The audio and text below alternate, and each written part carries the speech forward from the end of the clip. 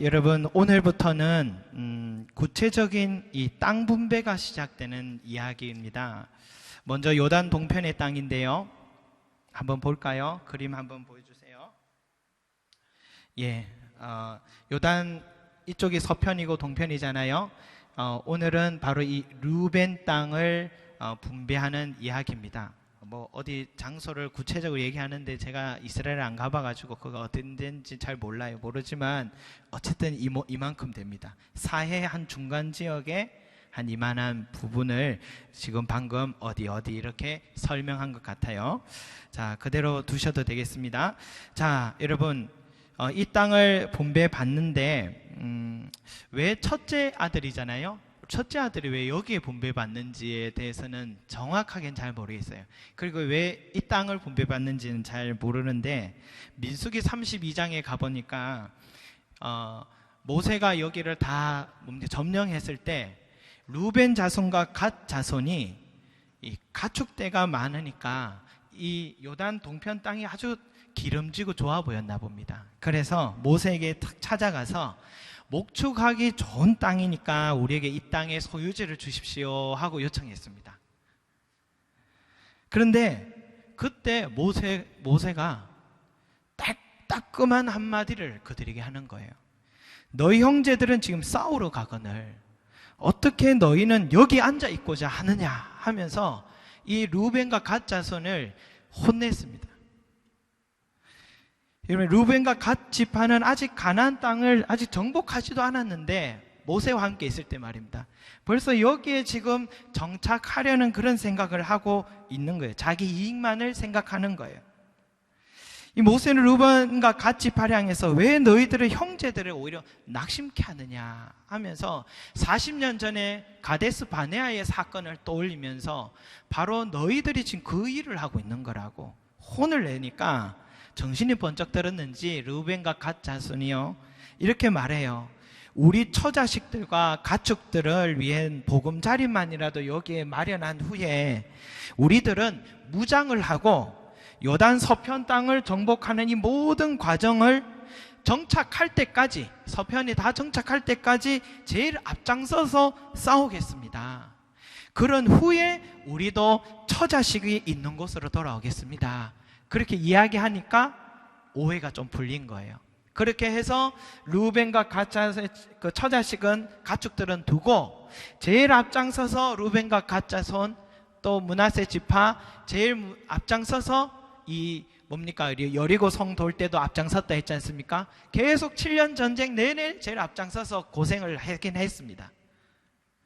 여러분, 오늘 말씀은 어디냐면 이제 루벤과 갓 족속이 모세에게 약속한 것처럼 7년 전쟁이 다 끝나고 다른 지파들보다 제일 앞장서서 여기 전투에서 참여해서 이들이 이 땅을 다 정복하고 그런 난 후에 약속대로 이제 정식으로 땅을 분배받는 위치가 오늘 말씀의 위치입니다. 여러분, 저는 이걸 보면서 이게 교회다라는 생각이 들어요. 이들을 두고 다윗이 뭐라고 했을까요? 보라, 형제가 연합하여 동거함이 어찌 그리 아름다운고 거기서 여호와께서 복을 명령하셨나니 곧 영생이로다 했습니다. 그러니까 형제가 서로 연합하고 함께 할 때 바로 그때에 하나님께서 복 주신다는 겁니다. 복은 그렇게 임하는 겁니다. 내 거 챙기고 내 거 먼저 내 집부터 짓겠다, 어떻게 너희가 완벽한 집을 지으려고 하느냐라고 학계서에 나온 것처럼 내 집부터 짓겠다라고 생각하고 내 이익만 챙기겠다 하면은 하나님 복 주시지 않는데, 형제가 서로 연합하고 서로를 위하려고 하면 하나님 복 주신다는 겁니다. 우리 신앙에 있어서 가장 중요한 건 여러분 뭔지 아십니까? 교회 성도 가운데 누군가 어려운 일이 생겼는데 그걸 말하지 못하는 공동체라면 건강하지 못한 공동체입니다. 그걸 말하면은 혹시 이 얘기가 어느 순간에 가십이 되어버려서 사람들이 내 이야기를 수군수군 하고 있는 그것이 두려워서 말 못하고 있고, 또 형제의 어려움을 이야기를 분명히 들었는데도 그걸 위해서 함께 아파하고 기도하고 내가 도울 수 있는 일이 뭐가 있을까 살피지 않는다면 그 사람이 복 받을 수 있을까요? 말씀해 보면 복 못 받는다는 겁니다. 복음 멈춰버린다는 겁니다. 은혜라는 것은 여러분 오늘 예배 시간에 우리가 거룩한 자세로 예배 드린다고 받는 게 아니라 저와 여러분 우리 서로가 한 마음이 되고 서로가 붙들어주고 일으켜 세워주고 그런 곳이 되어야 그곳에 은혜가 임한다는 말씀입니다. 우리 교회 여러분 한 집사님이 이사를 해야 됐습니다. 몸도 마음도 모두 지쳐있는 상태였어요. 그걸 알고는 그 집사님을 위해서 같이 부동산도 다녀주고 조금이라도 이사 비용을 덜어드리려고 밤늦은 밤까지 이삿짐을 옮겨주고 함께 해주는 성도들을 제가 옆에서 보면서 많이 배웠습니다. 나도 저만큼 사랑할 수 있을까? 그런데요 여러분, 어느 순간에 그 돕던 분들이 또 어렵고 힘들어지니까 이제는 그때 도움 받은 분이 그 집사님을 위해서 다가가 함께 위로해주고 같이 기도하러 가자고 함께 붙들어주는 모습 보면서 아, 저게 교회구나 하는 생각을 하게 됐습니다. 여러분, 교회는 이런 곳입니다. 르우벤 가족 속이 자신들의 안락만을 생각하고 요단 동편에 이렇게 머물러 버렸다면 약속의 땅, 요단 서편의 땅을 얻지 못했을 겁니다. 또 서편의 땅을 얻지 못하면 이 동편의 땅도 여러분 온전히 소유하지 못하는 겁니다. 이것을 오늘 말씀 통해서 우리는 분명히 깨달아야 합니다. 우리 성도님들 보니까 사업하는 분들이 계시잖아요. 이 사업하는 것을 가만히 지켜보니까 목회 못지않은 곳이더라고요. 그저 날만 되면 월급이 나오는 직장 생활과 달라요. 항상 위험을 감수해야 되고 수많은 변수들이 일어날 수가 있습니다. 잘해야 됩니다. 잘못되면은 순간 삐걱하는 순간 다 잃고 마는 게 사업이더라고요. 그런데 우리 교회에서 사업하는 분들을 신방하고 함께 신앙생활하는 이유를 가만히 생각해 보니까 서로가 더욱 많이 기도하고 서로가 더욱더 함께 하라는, 기도하라는 바로 그 메시지라는 것을 알게 됩니다. 여러분, 기도할 때 지혜가 생겨나서 좋은 제품을 개발하게 될 줄로 믿습니다. 기도할 때의 수많은 위험에서 사업처가 보호받을 줄로 믿습니다. 기도할 때 사람들의 마음문을 열어주셔서 거래처들이 계속해서 열려질 줄로 믿습니다. 기도할 때 직원들과 한마음이 되어서 흔들리지 않는 단단한 기업이 될 줄로 믿습니다. 저는 어떤 분야의 사업가가 와서 어려움을 요청해도 저는 전혀 두렵지가 않습니다. 전문 지식이 전혀 없는데도 말입니다. 그리고 함께 기도하자고 늘 말씀드렸습니다. 왜냐하면 전문성은 달라도 모든 일들을 다 아시고 해결할 수 있는 하나님을 믿기 때문입니다. 기도는 내가 아니라 하나님이 하시도록 맡기는 것입니다. 무엇이 좋은 것인지 모르지만 우리는 몰라요. 그러나 하나님 보시기에 가장 좋은 것으로 도와주실 것을 믿기 때문에 우리는 계속해서 기도하는 것입니다. 전에도 말씀드렸듯이 예수님은 목수지 않습니까? 토목공학과 출신인데 해양수산부 출신 이 베드로에게 깊은 데로 가서 그물을 던져라 했지 않습니까? 그런데 그건 적중했습니다. 우리는 몰라도 예수님은 모든 전문 분야를 다 알고 계십니다. 그러니까 우리는 기도하자고 하는 것입니다. 그런데 여러분, 그저 함께 아파하고 함께 기도했을 뿐인데 좋은 소식들이 들릴 때면 그때만큼 서로 기쁘고 감사한 때가 없더란 것입니다. 교회는 그런 곳입니다. 어느 교회는 직업별로 모임을 갖는다고 하는데 여러분, 제가 보기에 웃기는 말입니다. 서로 수준에 맞는 대화를 한다고요? 그건 교만이라 생각합니다. 그들은 교회를 모르는 사람들입니다. 서로의 일은 다르고 서로 살아 형편이 달라도 주 안에서 우리는 형제요 자매요 하나입니다. 잘난 사람 못난 사람 구분하는 것은 교회가 아닙니다. 서로의 연약함을 드러내고 나에게 이런 어려움이 있습니다, 나를 위해 기도해 주십시오 하고 무조건 드러낼 수 있는 곳, 말할 줄 아는 바로 그곳에 하나님의 은혜가 임하고 기적이 임하는 것입니다. 여러분 같다면 가난한 마음을 갖고 내 연약함을 드러내고 하나님의 은혜가 임하는 교회에 다니시겠습니까? 대화 수준에 맞는 사람끼리 모였지만 하나님의 은혜는 멈춰버린 곳을 다니겠습니까? 교회는 영혼의 무게를 볼 줄 알고 모두가 똑같은 하나님의 사랑받는 자녀임을 알고 외모를 보지 말고 중심을 보고 하나 되는 것이 교회인 줄로 믿습니다. 그런 교회가 가나안 땅을 얻게 됩니다. 내 안에 있는 교만을 버리시고 낮아지시기 바랍니다. 서로를 존귀하게 여기시기 바랍니다. 그리고 내 옆에 있는 지체의 어려움을 내 일과 같이 여기고 그리고 도와주십시오. 그러다 보면 무지 중에 주님께 섬기게 되는 것입니다. 생각지 못한 하나님의 은혜가 내 삶에 부어주는 것입니다. 또 하나 오늘 말씀에서 중요한 깨달음이 하나 있는데요. 21절 말씀 같이 한번 보겠습니다. 21절 말씀 한번 같이 읽겠습니다. 시작. 헤스본에서 다스리던 아모리 족속의 왕 시온의 온 나라라. 모세가 시온을 그 땅에 거주하는 시온의 군주들 곧 미디안의 귀족 에위와 레겐과 술과 훌과 레바와 함께 죽였으며 했습니다. 여러분 21절 보니까 모세는 시온 왕을 따르던 미디안의 5왕을 처단한 이야기입니다. 에위, 레겜, 술, 훌, 레바 이름을 적어 놓은 것 보니까 뭔가 뜻이 있는가 봐요. 이들을 죽였다 합니다. 아마 시온 왕과 동맹을 맺었기 때문에 참여하러 왔다가 같이 당한 것 같습니다. 여러분, 이들이 진멸된 것에 대해서는 별 이견이 없습니다. 그런데 제가 이해하기 힘든 구절이 하나 있는데 그게 뭐냐면 22절입니다. 같이 읽겠습니다. 시작. 이스라엘 자손이 그들을 살육하는 중에 부올의 아들 점술과 발람도 칼날로 죽였더라. 누가 죽었다고요? 부올의 아들 발람이 죽었답니다. 어째 이런 일이? 부올의 아들 점술과 발람, 이 사람은 민수기 24장에 모압 왕이 이스라엘 백성들을 저주시켜달라고, 저주 기도해달라고 몇 번이나 요청했는데 나는 은과 금을 줘도 하나님의 뜻에 벗어난 일은 저는 하지 않겠습니다. 그런데도 계속해서 요청을 해서 결국은 또 하나님도 가보라 해서 갔습니다. 갔는데 가서도 여러분 3번 넘게 계속해서 저주의 기도는 하지 않고 축복의 기도를 해서 모압 왕이 너무 화가 났습니다. 자기 목숨을 건 행위를 한 거예요. 그렇게 하고 두 사람은 헤어졌거든요.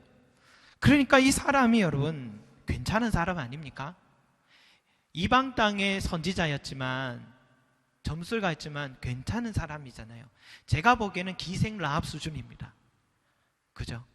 하나님의 백성을 위해서 축복했어요. 괜찮은 사람인데 그런데 왜 죽였냐 이겁니다. 여기서 모르고 죽였으면 써놓지나 말지. 지금 실수는 한 건 아닌 것 같아요. 실수했다면 미안해서라도 성경에 적지는 말아야 됐는데 죽임을 당한 것도 아닙니다. 죽였더라 라고 했습니다. 고의적인 겁니다. 왜 죽였을까? 모르고 죽인 걸까? 아니면 우리가 잘 모르고 있는 죄가 이 사람에게 있는 걸까? 이런 생각이 들더라고요. 그러면서 신약 성경을 저도 예전부터 읽으면서 늘 가끔씩 나오는 단어가 이거예요. 발람의 교훈, 발람의 길, 발람의 어그러진 길을 따르지 말라. 계속 나오는 거예요. 뭘 말하는 걸까? 도대체 발람의 교훈이 뭐고 발람의 길, 어그러진 길이 뭘까? 발람이 뭘 잘못했을까? 잘 몰랐는데 제가 이 말씀 보고 한번 찾아보기 시작했습니다. 요한계시록 2장에 딱 들어가니까 14절에 7교회를 칭찬하고 책망하시는 내용이 있는데 이 3번째 교회인 버가마오 교회에 대해서 칭찬을 먼저 하시고 그 다음 책망하시는 말씀이 있습니다. 여러분 한번 같이 읽어보겠습니다. 시작. 그러나 내게 2가지 책망할 것이 있나니 거기 내게 발람의 교훈을 지키는 자들이 있도다. 발람이 발락을 가르쳐 이스라엘 자손 앞에 걸림돌을 놓아 우상의 제물을 먹게 하였고 또 행음하게 하였느니라 했습니다. 이 말씀 그대로 더 보세요. 추측해 보건대 여러분 지금 발람 선지자가 모압 왕의 뜻을 저버리고 이스라엘 백성들을 3번이나 축복 기도한 것까지는 괜찮아요. 잘했습니다. 그런데 무슨 영문인지 모압 왕 발락에게 이스라엘 백성을 무너뜨릴 수 있는 결정적인 계략을 하나 가르쳐 줍니다. 그게 지금 요한계시록에 언급되어 있는 거예요. 그건 뭐냐면 이스라엘 백성들에게 성적으로 유혹하라는 겁니다. 먼저 그래서 성적으로 유혹을 하면 그들이 남자들이 모압 여인에게 빠져서 성적으로 접촉이 되면 그때부터는 그 여인들이 말하는 대로 따라갈 거라 이겁니다. 그래서 그러면 하나님을 섬기지 않고 이제는 모압의 신을 섬기니까 이것은 이스라엘 백성들에게 결정적인 타격을 줄 것이다라는 무서운 전략을 가르쳐 준 겁니다. 발람 선지자가요. 이 계명이 치명적인데 민수기 25장에 가면 이스라엘 백성들이 정말 시딤, 아벨 시딤이라고 나오는데요. 시딤에 머물러 있을 때 모압 왕이 보낸 아리따운 여인들이 그 속에 딱 있었던 거예요. 거기에서 이스라엘 남자들이 그 아리따운 여자들을 보고 마음에 빠져서 음행에 빠지기 시작한 겁니다.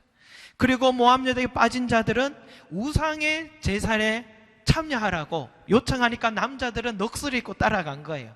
그리고 우상을 섬기게 된 겁니다. 그 일로 인하여서 결국 24,000명이 전염병에 이스라엘 백성들이 죽게 된 겁니다. 메르스보다 더 참혹한 일이 일어난 겁니다, 여러분. 민수기 31장에도 어떤 일이 있냐면 미디안 다섯 왕과 오늘 말씀에 싸워서 이제 돌아오는데 천부장과 백부장을 딱 보더니 잘했다, 수고했다고 모세가 칭찬해 준 게 아니라 버럭 화를 냈어요. 왜 화를 냈냐면은 가축과 양떼 재물들을 탈취해 온 거는 괜찮아요. 전리품으로 괜찮은데 미디안의 부녀들을 다 데려온 것이 문제였습니다. 모세가 이렇게 말합니다. 한번 다음 말씀 한번 넘겨주실래요? 한번 같이 이 말씀이 아니네. 이 말씀은 그대로 앞에 말씀 제가 한번 읽어드리겠습니다. 보라, 이들이 발람의 꾀를 따라 이스라엘 자손의 부올의 사건에서 여호와 앞에 범죄하게 하여 여호와의 회중 가운데 연병이 일어나게 하였느니라 하면서 모세가 화를 냈습니다. 왜냐하면 바로 이전에 부올의 이 발람의 사건이 그 꾀로 인해서 모압 여인과 접촉하고 죄를 짓게 된 사건을 떠올리면서 왜 또 이 미디안의 부녀들 데리고 와서 너희들이 또 우상에 빠지려 하느냐, 그때 전염병에 징계를 받은 것 기억 못하느냐 하면서 화를 내신 겁니다. 그래서 경고한 겁니다. 여러분, 발람의 죄, 발람의 교훈은 뭐냐면 성적인 유혹으로 하나님을 떠나고 우상을 섬기게 하는 겁니다. 발람의 죄는 하나님의 백성들이 하나님을 섬기지 않고 우상을 섬기도록 인도한 것이 발람의 교훈이었고 발람의 큰 죄였습니다. 버가모 교회가요, 요한계시록 버가모 교회가 로마 황제 아우구스투 황제에게 모두 그 신전에서 절을 해야 됐습니다. 그런데 그 황제가 신이었기 때문인데요, 절을 하지 않으면 자기 생명을 구할 수 없어서 그 우상에게 절을 하는 것이 내 생명을 구할 수 있는 유일한 길이라 생각하고 버가모 교회 성도들이 이제 우상에게 내 생명을 건지려고, 생명을 지키려고 하나님을 떠나기 시작한 것을 요한계시록 2장 14절에 지금 징계하고 있는 것입니다. 그들도 발람의 교훈에 넘어간 것입니다. 여러분, 또 하나 발람의 죄는 뭐냐면 돈을 우상화시킨 겁니다. 베드로서 3장 15절 16절 말씀 한번 같이 읽어보겠습니다. 시작. 그들이 바른 길을 떠나 미혹되어 부올의 아들 발람의 길을 따르는도다. 그는 불의의 삭슬을 사랑하다가 자기의 불법으로 말미암아 책망을 받되 말하지 못하는 나귀가 사람의 소리로 말하여 이 선지자의 미친 행동을 저지하였느니라 했습니다. 여러분, 지금 베드로는 또 유다서에도 나오는데요, 베드로가 보기에 발람의 교훈과 죄는 뭐냐면 불의의 삭슬, 그러니까 돈을 좋아했다라는 뜻입니다. 돈을 우상화시키고 돈을 사랑했다는 겁니다. 여러분, 근데요, 분명히 민수기 들어가면 모압 왕이 내가 너에게 은과 금을 줄 테니까 와서 저주 기도해달라 할 때 발람이 뭐라 했냐면 은과 금을 내게 준다 해도 내가 하나님의 말씀을 어길 수 없다고 말했던 사람이거든요. 그런데 왜 베드로가 불의의 삭슬, 돈을 그래 좋아했다고 지금 얘기를 하는지 이해가 되지 않는데, 그런데 가만히 생각해 보니까 짐작하건대요, 이때까지만 해도 그의 마음은 금과 은혜는 흔들리지 않았습니다. 그런데 3번 축복 기도를 끝까지 할 때까지도 괜찮았습니다. 그런데 그가 모압 왕에게 이 성적인 유혹으로 이스라엘 백성들을 넘어뜨려 보라고 계략을 가르쳐 줄 때 그 대가로 그 금과 은을 소유한 것 같습니다. 그걸 어떻게 확인할 수 있냐면, 그는 지금 여러분, 지금 미디안의 5 왕이 오늘 말씀에서 다 죽을 때에 같이 죽었다 했지 않습니까? 그 말은 뭐냐면 그가 모압 왕과 헤어질 때 그 돈을 받고 돈을 소유하고 하나님의 백성 이스라엘 백성에게 가야 될 사람이 하나님 백성을 축복 기도했으면 그들과 함께 해야 되지 않습니까? 그곳으로 가야 될 사람이 어디로 갔냐면 미디안으로 간 겁니다. 미디안 군사들과 함께 한 겁니다. 그러면서 거기서 자기가 받은 이 돈을 소유하려고 한 겁니다. 그가 생각한 것은 하나님이 나의 삶을 지켜주는 것이 아니라 미디안의 5 군사 속에 내가 들어가면 그 군사력이 나를 지켜주고 또 내가 모압 왕에게 받은 이 돈이 나를 지켜줄 것이라고 돈을 하나님보다 더 우상화시킨 것입니다. 더 크게 여긴 것입니다. 그래서 미디안 5 왕이 죽을 때에 오늘 이 발람 선지자도 같이 죽게 된 것입니다. 여러분, 저는 이 말씀 보면서 우리 안에 발람의 죄가 없는지 한번 돌아봐야 된다 생각합니다. 발람의 교훈은 우상 숭배입니다. 나 외에 다른 신을 섬기지 말라라는 말씀에 이 우상 숭배하지 말라는 말씀이 이게 뭐냐? 하나님 아니고서도 나는 충분히 내 인생 살아낼 수 있다는 이 어리석음입니다.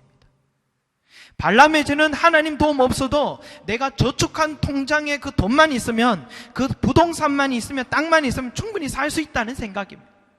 그러면 그 돈과 땅이 나에게는 우상이 되는 겁니다. 내 눈앞에 처한 그 일을 놓고도 겸손히 하나님께 맡기고 기도하지 않고 그 일은 잘 될 거라고 생각하는 것도 발람의 교훈입니다. 하나님의 뜻을 알려고 말씀을 읽고 묵상하지 않고도 내가 내리는 판단대로 처리해도 잘 될 거라고 생각하는 것도 발람의 교훈을 따르는 겁니다. 그러니까 하나님을 떠나서도 얼마든지 살아낼 수 있다고 생각하는 그것, 하나님 기뻐하지 않습니다. 발람의 교훈은 너의 삶은 하나님 없이도 얼마든지 살아낼 수 있어 하며 우리를 교묘하게 유혹하는 것입니다. 발람의 교훈에 귀를 기울인 자들은 반드시 하나님을 떠나게 되고 그 삶은 황폐하게 되고 결과 얻게 되는 겁니다. 돌아온 둘째 아들과 같이 빈털터리가 되어서 빈손이 되어서 돌아오게 되는 겁니다. 그러나 여러분, 발람의 교훈을 따르지 않고 오직 하나님을 섬기고 하나님 안에 거하고 하나님이 가르쳐 주시는 교훈에 따르고 살아가면 매일마다 놀라운 은혜들이 이어지는 것을 잊지 마시기 바랍니다. 버가모 교회를 향해 주님이 이렇게 말씀하십니다. 이기는 게 뭐냐? 발람의 교훈을 따르지 않고 하나님만이 나의 생명의 주인이심을 믿고 따르는 바로 그 사람에게는 내가 감추었던 만나를 주고 말씀하셨습니다. 이기는 그에게는 내가 감추었던 만나를 주겠다 말씀하셨습니다. 마지막으로 한 분에 대한 이야기를 하고 마치겠습니다. 최근에 한 여집사님의 가정을 만났는데요, 이 국립병원에서 한 10년을 일한 간호사였습니다. 이제는 연수도 찾고 괜찮은 직장이죠. 이 첫째와 둘째를 키우면서 최근에 육아휴직을 냈는데 한 1년 정도 가정과 이 자녀들에게 집중을 했습니다. 그런데 이제 곧 다시 돌아가서 직장 생활을 하려니까 이 초등학교에 곧 들어갈 첫째와 아직 어린 둘째가 이 마음에 걸리는 거예요. 그래서 남편에게 이 고민을 이야기하니까 남편은 돈이 아니라 정말 당신의 삶에 행복을 준다면 계속해서 돈의 문제라면 그만두는 게 좋겠다고, 그러나 행복하면 그 일을 하라고 그렇게 남편이 멋지게 얘기를 해준 것 같아요. 그런데 솔직히 요즘 같은 경기에 여러분, 한 사람보다는 그래도 2 사람이 버는 것이 그래도 힘이 되지 않습니까? 그래서 자녀들 더 좋은 교육 시켜줄 수 있으리라 생각도 들고요. 그런데 이제는 휴직을 연기할 수 없는 이제는 형편입니다. 복귀하든지 평생 직장을 내려놓든지 둘 중에 하나만 남아 있었어요. 그래서 이제는 이 육아휴직이 끝날 때쯤 앞에 몇 개월 두고는 계속해서 이 문제를 놓고 무엇이 하나님 기뻐하시는 뜻일까 기도하기 시작했습니다. 여기 기도원까지 와서도 찾아와서 기도하기도 하고 많이 답답했습니다. 그곳에서 말씀 듣고 기도하는데 어느 날 기도 중에 갑자기 이런 마음이 찾아오더래요. 지난 10년 넘게 직장 생활하게 하신 하나님께 감사하다는 마음이 밀려옵니다. 지금까지 주신 은혜도 충분한 마음이 찾아오는 거예요. 제가 하나님보다 더 사랑하는 게 세상적인 명예나 돈 이런 걸 더 못 내려놓고 계속 저울질한다고 생각되는 그 마음을 그는 기도원에서 회개 기도를 했다고 하더라고요. 이제는 직장이 내 마음 속에 우상이었다면 그걸 내려놓기로 그는 결심을 한 것입니다. 그리고 사직을 하러 가는 날 아침 성경 말씀을 이렇게 펼쳤는데 열왕기상 13장 14절 말씀을 주시는 것입니다. 한번 볼까요? 같이 한번 읽어보겠습니다. 시작. 엘리야가 그 모든 백성에게 가까이 나아가 이르되 너희가 어느 때까지 둘 사이에서 머뭇머뭇하려느냐? 여호와가 만일 하나님이면 그를 따르고 바울이 만일 하나님이면 그를 따를지니라 하니 백성이 말 한마디도 대답하지 아니하는지라. 이 말씀을 사직하러 가는 아침에 펼쳤던 말씀, 이 말씀을 다 보는데 자신의 마음에 어느 때까지 하나님과 바알 중에 머뭇머뭇거리느냐, 이 말씀이 마치 나에게 주는 말씀 같았습니다. 그래서 사임을 하기로 확실하게 결심을 하고 편안한 마음으로 직장으로 간 겁니다. 그래서 자신의 이 상사에게 가서 이 이야기를 하니까 상사도 자신의 권한에서는 더 이상 어떻게 할 수 없어서 형편을 알지만 휴직을 연장할 수 없어서 사직을 허락했습니다. 다음으로 그 상사 위에 간호직 전체를 담당하는 상사를 찾아간 거예요. 이분이 최종적인 결정을 내릴 사람이었는데요, 그분이 자신을 전혀 모르는 사람이었다고 합니다. 그런데 사직서를 내민 이 집사님에게 이렇게 말하는 거예요. 사직서는 내가 회사에서 모든 것을 다 얻고 난 후에 마지막으로 쓰는 카드예요. 내가 인사과에 연락할 테니 1년 더 휴직하도록 하세요. 1년 더 시간을 가져보고 난 후에 계속 일을 할 건지 사직할 것인지 그때 결정하셔도 돼요. 너무 뜻밖의 주신 제안이어서 믿기지가 않았다 합니다. 모든 것을 내려놓고 내 마음속에 좋은 직장, 돈이라는 이 물질에 대한 아쉬움도 내려놓고 바알이냐 하나님이라는 결정 가운데서 내 삶에 지난날 주신 은혜만으로도 충분하게 감사하고 앞으로도 하나님께 인도해 주시기를 전적으로 맡기고 내려놓았더니 하나님은 전혀 뜻밖의 일을 이루어 가시는 거예요. 오히려 회사에서 1년 더 휴직 기간 더 줄고 오랫동안 일할 수 있는 직장도 다시 얻게 된 것입니다. 여러분 멋지지 않습니까? 그 집사님 말이 이런 거예요. 만약 제가 연장을 요청하러 갔더라면 거절받았을 것인데 내가 사임을 하겠다고 하니까 오히려 연장시켜 주신 거라고. 더 놀라운 것은 자신의 일이 이렇게 결정나고 바로 일주일 뒤에 다른 간호사가 육아 휴가를 낸 거랍니다.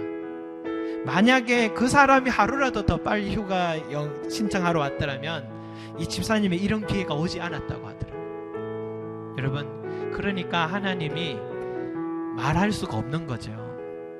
말하면 안 되는 거죠. 하나님이 그에게 이렇게 하라고 말할 수가 없는 겁니다. 이거는 절묘한 하나님의 깊은 지혜가 들어있었기 때문에 때로는 기도해도 응답 없는 것도 은혜입니다. 이게 하나님의 지혜입니다, 여러분. 엘리야는 오늘도 우리에게 외칩니다. 하나님이냐 바알이냐 택하라고 할 때 우리가 하나님만을 내 삶을 건져낼 구원자로 택하게 된다면 그 뒤로는 기이한 일들을 보게 될 줄로 믿습니다. 그 집사님과 카톡을 통해서 나눈 대화 속에 마지막 말이 제 마음에 와닿습니다. 그래서 저는 결심했습니다. 그리 아니하실지라도 감사하겠다고, 내 안에 우상을 내려놓고 하나님을 따르며 살겠다고요. 우리 모두 이와 같은 신앙의 삶을 살아가셔서 승리하시는 저와 여러분이 되시기를 소망합니다. 기도하겠습니다. 사랑과 은혜가 많으신 우리 아버지 하나님, 오늘도 우리는 매 순간마다 하나님이냐 바알이냐 엘리야가 외쳤던 것처럼 오늘도 우리에게 이 질문을 던집니다. 나와 내 집은 여호와만 섬기겠다. 너희는 너희가 믿을 신을 택하라고 여호수아가 이스라엘 백성들에게 외쳤던 것처럼 하나님이여 우리에게 주여 올곧은 결심 있게 해주시옵소서. 하나님만이 나의 생명을 건져낼 수 있으며 하나님만이 나의 삶을 인도해 줄 수 있음을 우리가 믿게 하여 주셔서 내 속에 있는 바알과 같은 우상이 있으면 돈이나 또 인맥이나 경험이나 많은 것들이 가진 것들로 내가 그것을 하나님보다 더 앞서고 있다면 주여 내려놓는 은혜가 있게 도와주십시오. 주여 발람 선지자는 처음은 잘했는데 마지막에는 결국 돈에 넘어갔습니다. 처음은 잘했는데 주여 우리는 처음도 잘하고 마지막도 잘하게 해주시옵소서. 마지막까지 하나님을 섬기게 해주십시오. 여호수아와 같이 끝까지 하나님을 섬기는 우리의 신앙이 되게 해주십시오. 그리하여서 우리의 삶의 아버지 하나님이여 놀라운 기적들을 체험하는 우리 모든 성도들이 될 수 있게 은혜 내려주실 줄로 믿습니다. 감사드리며 예수 그리스도 이름으로 기도합니다. 아멘.